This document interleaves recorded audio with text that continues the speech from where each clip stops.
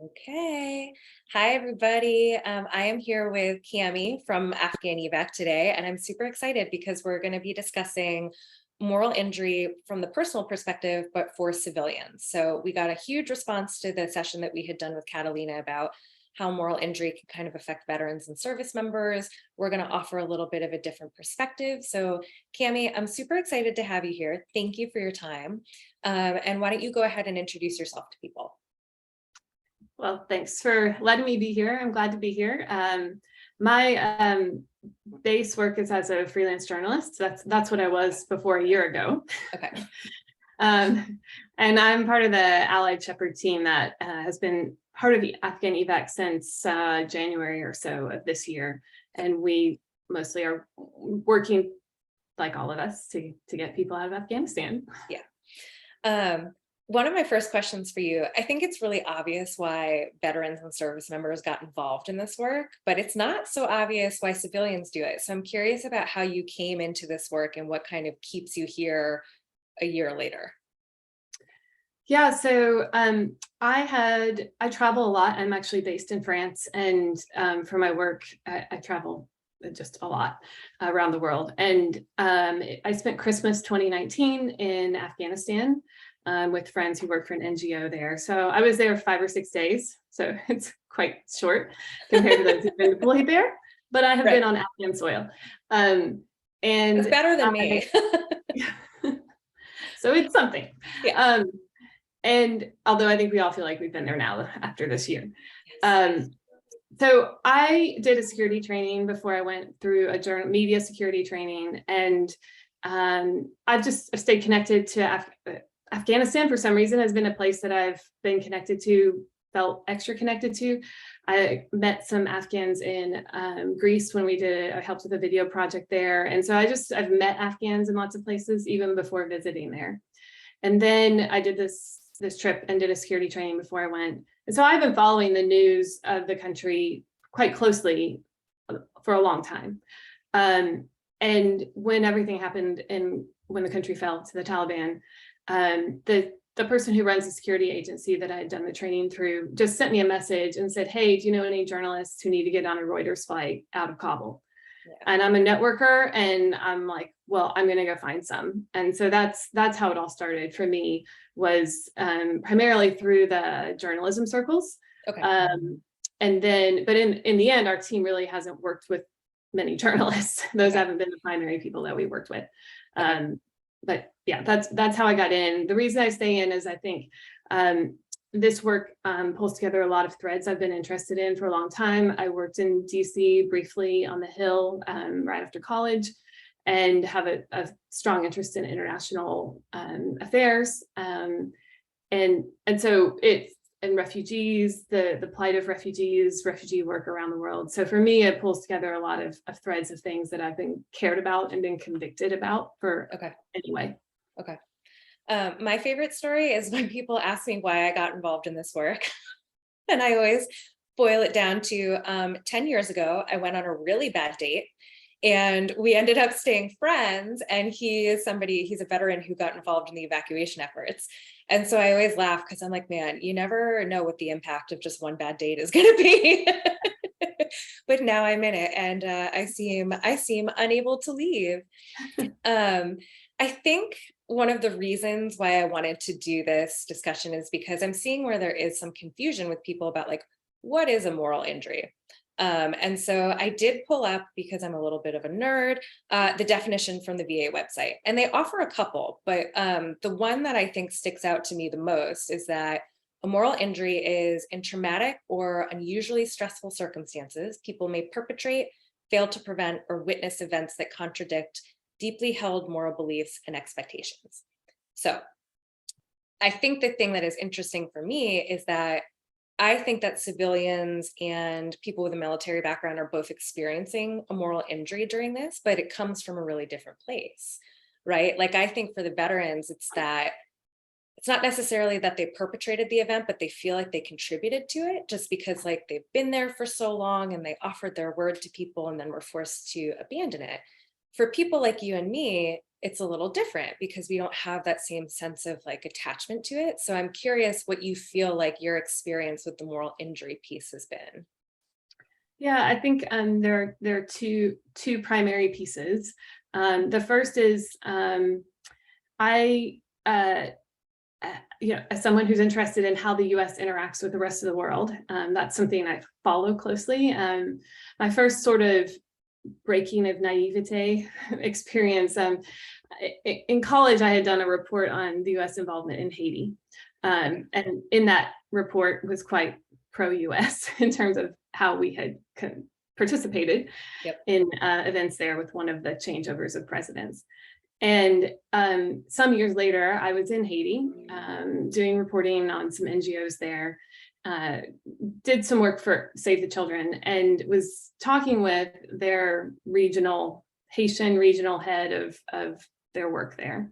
And he gave me a long and helpful explanation about it was a time of some riots over rice prices skyrocketing, and the problems with US importing of rice from our farmers who can get subsidies and grow a lot of rice for a lot cheaper, more cheaply, and how that affected the economy and pushed Haitian rice farmers out of business. All this thing that was purportedly to help Haitians, but really helped American farmers. And that was one of the early, really clear just exposures to the way our involvement in the world is not always helpful to the people who live in the places that we're involved. So that's a background I had coming into this work in Afghanistan, is that it's not a new thing to me to be, though I don't like it,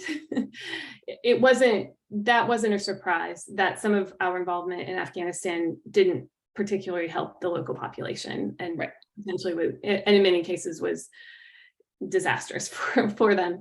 But I think the thing that, and ironically, some of the military guys on my team were actually less surprised than I was, even by some of what went down with the evacuation, because they actually have less expectation of our government than I do. So for me, I think the moral injury piece has been more just the sense of, like, from Congress to the administration. I worked on the Hill, like where we all are with politics these days, that all of these factors are in play and mean that we're not doing what we said we were going to do. And not only that, but there's a sense that there are roadblocks put up at every turn. We're not trying to smooth the way for Afghans. There's actually sometimes it feels like a governmental effort to make things harder. Not just not stand up with what we said we would do, but to actually impede the process. And that to me is egregious. And as an American who is out in the world kind of representing America, which is, I've done articles about the role of this soft diplomacy that every American plays when you live abroad. I was in a French train recently and had a lengthy conversation with two French guys, and they were asking a lot of questions about things going on in America today. And we talked about French things as well. But as I left the train at my stop, they're like, "We think better of America now. Thank you." That was great. And this isn't the first time, like as an American living abroad and traveling around, there's a sense that I don't get paid by the government to stand up for my government in conversations like these, but it's actually that soft diplomacy that can make a huge difference in how another country thinks of our country. And as someone who participates in that diplomacy, what has gone down in Afghanistan has been hugely problematic. And then the second piece is, as I was on the Hill this spring, I was back in the US and doing some in-person advocacy for the Afghan Adjustment Act. And on one of those meetings, I was with one of our AfghanEvac members who is in the military. And I was just struck by all of these congressional leaders whose stump speeches are about veterans and caring for our veterans and caring for the military. And then we would sit there and have meetings and explain to them why this matters to the military. And they didn't respond or engage or gave platitudes that meant nothing and didn't affect how they voted. And this is all around the time of, it was the end of May. So there was like Armed Services Appreciation Day. So I'm in DC driving around hearing radio advertisements of like, tell them how much you appreciate them. And I'm like, yeah, pass the vote. That's how you can tell them that you appreciate them. And then Memorial Day was coming, and it all made me really angry on behalf of all the military, the veterans and service members that are now my friends, and that I've heard their stories, and that they're used as a pawn by our elected officials to get elected. And so I'm now protective of the protectors. Yes. Because they're being used so badly by the people in office in and Afghanistan. This whole thing, it's always been true, I think, but I didn't know it until now, how true it is. So those are a couple of the pieces of the moral injury experience for me.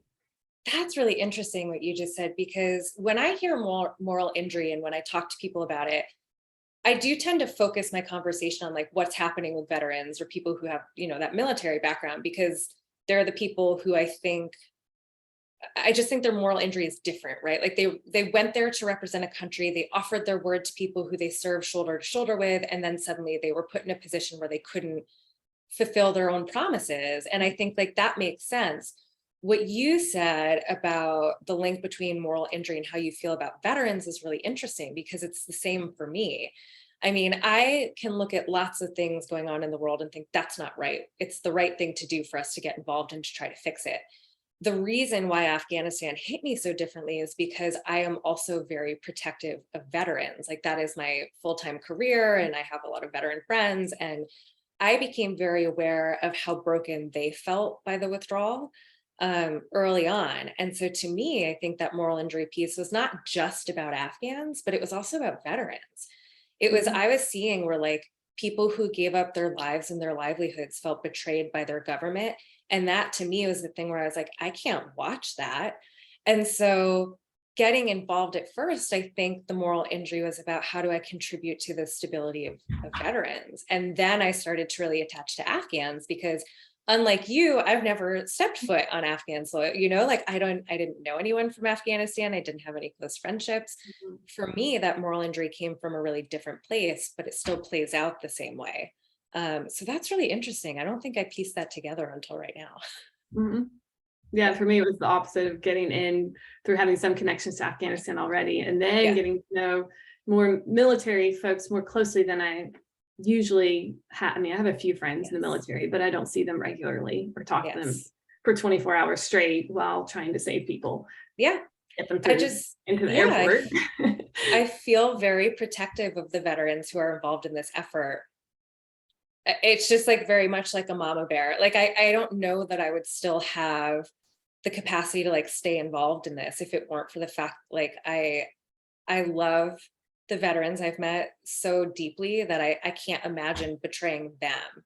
Like they're the people who really keep me moving. I'll switch pace here a little bit. And I think also in my career, I have noticed where obviously I talk about PTSD a lot because I work with veterans. And I do think that in the US, that particular topic is really centered around how it affects military members, to the point where sometimes people will say, well, PTSD is a military problem, like civilians can't get it. And it's really hard to come in and say, no, that's not necessarily true. Like civilians can definitely get it. It's just something that's widely affecting the veteran community. That's why we kind of couch it in that way sometimes. And I've kind of seen that with the moral injury piece too, where when I've gone out there to talk about resilience and moral injury of civilians, I get people pushing back and they're saying, how could you possibly feel a moral injury from this? So I'm curious if you were in that position, like what you would say to those people. Interesting question. Maybe I'll start. I'll be thinking out loud as we go. That's here. Okay. That's okay. I'll start by saying I think one of the interesting aspects of this experience has been to be a civilian, especially in those first couple of weeks when we were working to get folks into the airport for evac flights, and to have to come into this as someone without any special training for security operations. Mhm. And to have the guys on my team saying like, this is as intense as anything we ever have done in the military. And as sustained, so we normally would not do an operation for 14 days straight at this level of intensity. And so I think that gave me some understanding of what we were actually part of. And we were doing that as civilians. And granted, it's a unique situation, but I think there can be a lot of situations that that civilians can, I think the military, I'm learning, can have this ego that they're the only ones who live certain things. And there are certain things that they live for sure. And experiencing what I have in terms of it, I didn't want to talk to people who weren't part of what we had been part of because they weren't going to understand it. And I'm like, I appreciate that so much more, that idea that people serve together, need to stick together because they've experienced this really huge thing together. But I think that there are skill sets and that sometimes military folks don't recognize, don't appreciate that civilians can also have that are comparable to their skill sets. And so just that there can be this, the military is not the only place to have certain kinds of experiences of the world, I guess. Yeah. Those can be mirrored, different specific details, but those can happen in other contexts. And I think that maybe part of the answer to your question is just that we're also all humans. And so it's partly the human condition to have things that matter, that you care about, that don't happen the way they should. And it's good that we all feel this, that we feel angry and upset when something we're part of, whether because they give us our paycheck or because that's where our passport is and it's where we vote. We're American citizens. We determine who our government is. We elect those people, so they represent us. And so when they're making choices that don't represent how we want to live our lives, we should be upset, and we should feel that in a real way. Yeah. I think the thing that I always try to go back to is that even if what sort of incited our sense of moral injury is different, like for me, I can't say that it's because like I feel like I've gone back on my word because I didn't really represent this, the US in front of Afghans. But the way that these things can sort of manifest in people is the same, right? Like when we have a trauma, it's not going to sit in the back of our heads and say, well, but are you military or are you a civilian? It's just going to say like, you are really struggling. And I think that one of the things that's been really hard about this work is that because we're so far in it, I've started to perceive some sort of like trauma comparisons between people to say like, well, what I'm going through is much different. And I think it's not coming from a bad place, right? Like somebody saying that isn't trying to be mean or dismissive of another person's experience, but I think like we are genuinely feeling so isolated that it is impossible to believe that there is someone else in the community who's having the same experience, even though we're surrounded by a bunch of people in our groups and our coalition. The experience feels so personal. That's what makes it a moral injury. It's about who we are as people. And so I think that's been hard to try to get people back on track to say like, it's okay. It's okay that the experiences are different and we're moved from a different place, but the way that it's sort of affecting us as people is actually really similar. Yeah, I think I was honestly a little jealous of the folks. I mean, I wasn't in the coalition in the fall yet, Okay. but, so it was mostly just my team that I had access to, because I was off here by myself in France, in my house by myself. Didn't know no one else in my town working this stuff. Like I was working with some other Europeans, coordinating with them, but they were not in my country. And at least the guys that I worked with, some of them were in the same town as each other, so they could physically be in person, or they were working with other, just, I think I'm jealous of the aspect of military life that is you serve in a team and you go through things together. And so you physically have people that you joke around with, that you just let off steam with or whatever. And I and many of us civilians who've been working this have been stuck in our houses. So we haven't even had that outlet with anyone around us who understands our experience, which I think has heightened the trauma of the experience of, it's great that we've had some online connections and that has served certainly a really helpful purpose, but it's not the same as being in person with people. And so I just think that's one part of that has, and we don't have, I mean, it's debatable perhaps whether there are good resources for mental health assistance or not in the military, and that depends on the certain factors. But, we civilians don't come into this with any built-in access to ways to process what we're going through. You're right. And it's that's such a good point, Cami. It's because it's such a different sense of community, right? Like when you're in the military, that's such a foundational aspect of how you interact with others, is like you are presented as a unit, literally. Like that is what you guys are. And so when you think about something like moral injury and you're in the military, you can look to the person to your right and to your left and think they can understand a little bit better.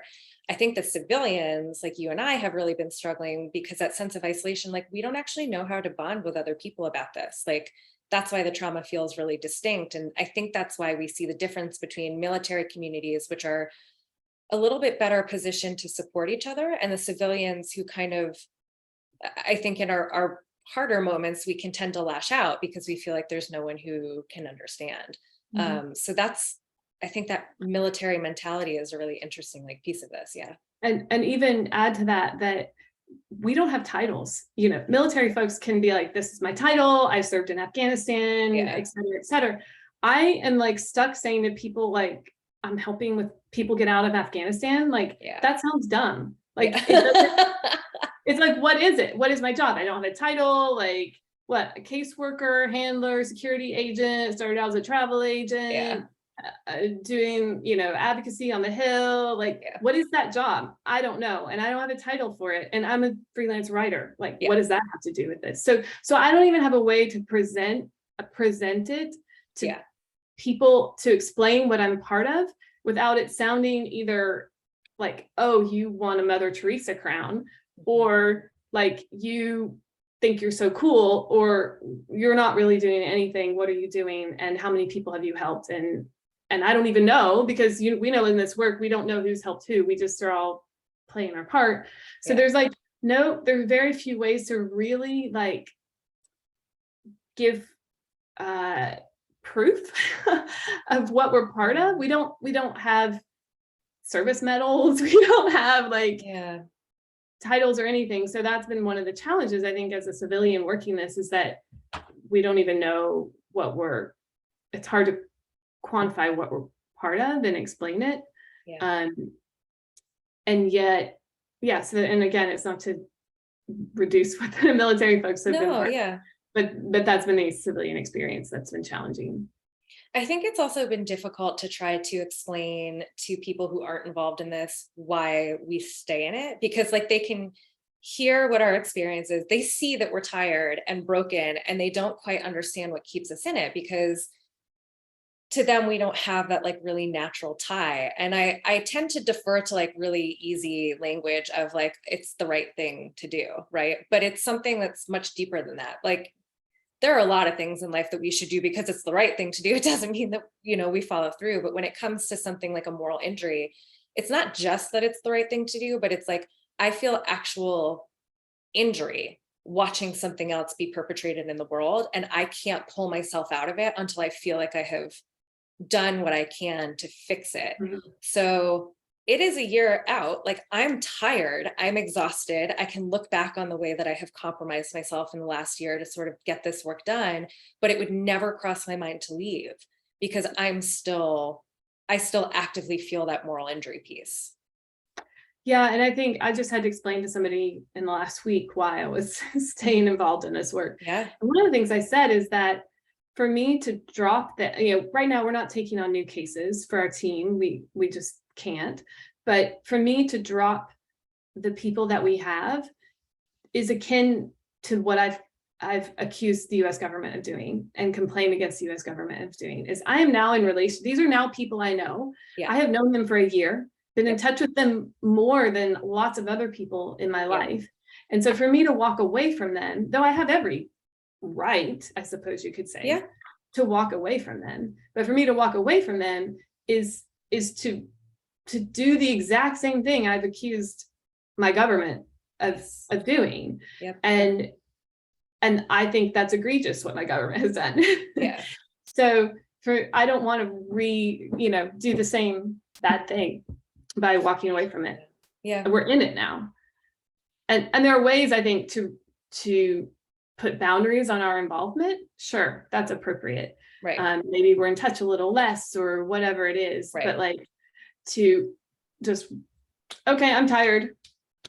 See ya. I mean, that's what we did.